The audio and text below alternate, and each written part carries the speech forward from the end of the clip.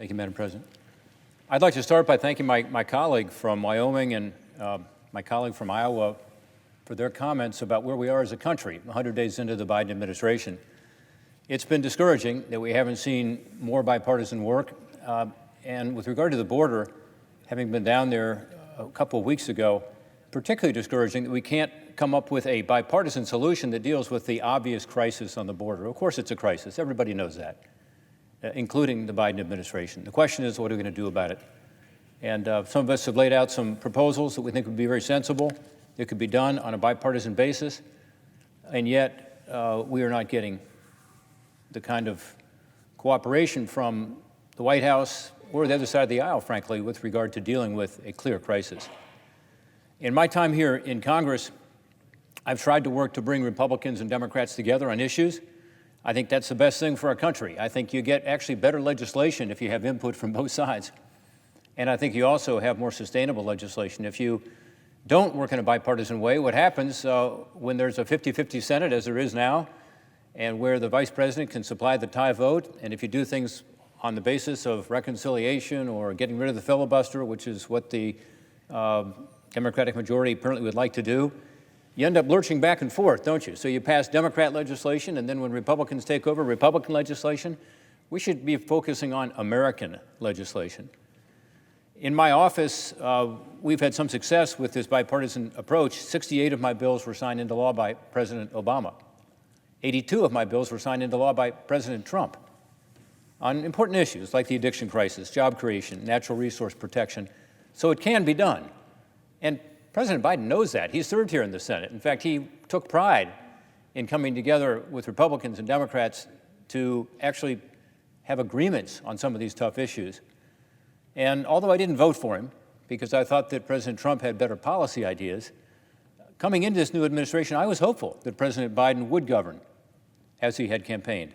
He promised, remember, in his campaign to reach out to Republicans and Democrats alike. He talked about the need for unity. In fact, he gave that same speech in the primary and in the general election, which I thought took some courage, frankly, to do so in the primary, because most of his opponents did not take that position. And yet now, having gotten elected, he seems to have forgotten the pledges that he made. I listened to his inaugural address intently, as I hope a lot of Americans did, and certainly my colleagues did, and he talked again about reaching out, going back to the days when we could work together, and he focused on unity. I was very hopeful with the tone he set that day, and I said so at the time. And yet, that rhetoric has not been matched by action. It hasn't been matched by action when it comes to key policy initiatives they've already put forward, including the latest COVID-19 spending bill that passed in March. Remember, despite a 50-50 Senate and very tight majority in the House of Representatives, there was no outreach to Republicans on the COVID-19 legislation. Not a single Republican was consulted before unveiling the plan, and once it was out there, Democrats chose to work only among themselves and do it under what's called reconciliation, where they don't need a single Republican vote. This is despite some of us having an alternative, which we actually presented to the White House. The next day we were told, thank you, but we're going to take the reconciliation approach, and we don't need any Republican input. That's too bad, because the COVID-19 issue obviously is one where there has been not just bipartisanship, but nonpartisanship. 5 times last year, we passed major COVID-19 legislative initiatives with huge majorities. In one case, the biggest bill, the CARES package, passed with a 97-0 vote here. So this is one where we had always been able to work together. Unfortunately, the Biden administration chose the partisan path. Right now, the Biden administration is repeating this same mistake, as far as I can tell, because they've introduced their $2.3 trillion infrastructure package without consulting, again, any Republicans. And we now hear that the White House and some Democratic leaders may want to pass this latest partisan proposal by reconciliation as well. I hope that's not true, because again, this is an area, infrastructure, where we have been able to work together on a bipartisan basis and get things done. In fact, typically that's how it happens with infrastructure. Last Congress, we passed a bill out of the committee on highways and bridges with a unanimous vote, not just a majority vote, a unanimous vote by Republicans and Democrats. But the proposal they've put forward, first, is not really about infrastructure, because it dramatically expands the definition of infrastructure so that it is not at all what traditionally you would think or I would think of as the kind of hard assets, roads, bridges, ports, airports, transit, even broadband. Even the most generous description of infrastructure applied to this bill means that less than 20% of it, 20% of $2.3 trillion, is about infrastructure. It's about other things, and we can have a debate on those other things, whether it's nursing home subsidies or whether it's subsidies to electric car companies or whether it's more child care. Those are all issues we can discuss, but they're not, obviously, infrastructure issues. By proposing to pay for this huge plan with taxes on American workers makes it even worse.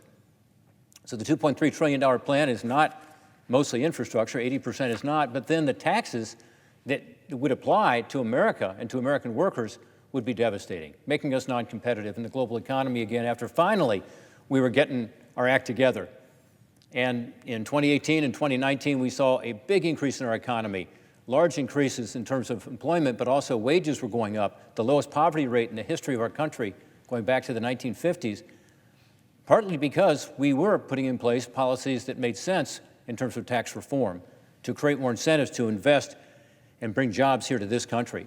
That would all be changed under these tax increases that are being proposed to pay for this big new Biden infrastructure package. Making us less competitive in global markets and putting American workers at a disadvantage again is not the right way to go. The American people don't want that. American people think we should be doing all we can to get businesses back on their feet right now so people can get employment. And so we can ensure that the economy continues to improve as we come out of the coronavirus pandemic. Infrastructure, again, has always been so bipartisan. Why would, in this case, we want to take it down the partisan road? Past presidents, by the way, have shown that they can get big things done early in their administration. So during this first 100 days, there was an opportunity to reach out. I hope in the second 100 days that will be different. Let me give you a couple of examples. When President Bill Clinton got elected, he worked with Republicans and Democrats to pass what was called the North American Free Trade Agreement. He got a lot of support from the Republican side of the aisle, in fact, even more than he got from the Democratic side of the aisle, and he pushed that through. Ronald Reagan's economic reforms of 1981 passed the Senate with an overwhelming margin of 89 to 11. Last night, C-SPAN allowed us to look back in history at some of the speeches presidents gave after they were in their first 100 days, and one was Ronald Reagan's speech to the joint session that I saw last night. It was amazing. Republicans and Democrats alike were standing because President Reagan said, "I want to work with all of you." And he showed he would work with all of them by passing those economic reforms in 1981. We should all want the Biden administration to succeed in putting in place bipartisan policies that help our constituents and help our country. But that can only happen if they agree to reverse course and engage with Republicans in a genuine way. That's clearly what the American people want. In a recent poll, the Washington Post and ABC poll, 60% of respondents, including 2/3 of independents, said they wanted the Biden administration to work with Republicans to make his proposals bipartisan, twice the number that wanted him to pursue the partisan path chosen so far. I'd suggest to my constituents in Ohio and all Americans who will be listening tonight, don't just listen to the rhetoric, look at the actions, because the rhetoric thus far has not been matched by actions. We were promised bipartisanship as a path toward unity. For the sake of our country, it's time to keep that promise. Yield back.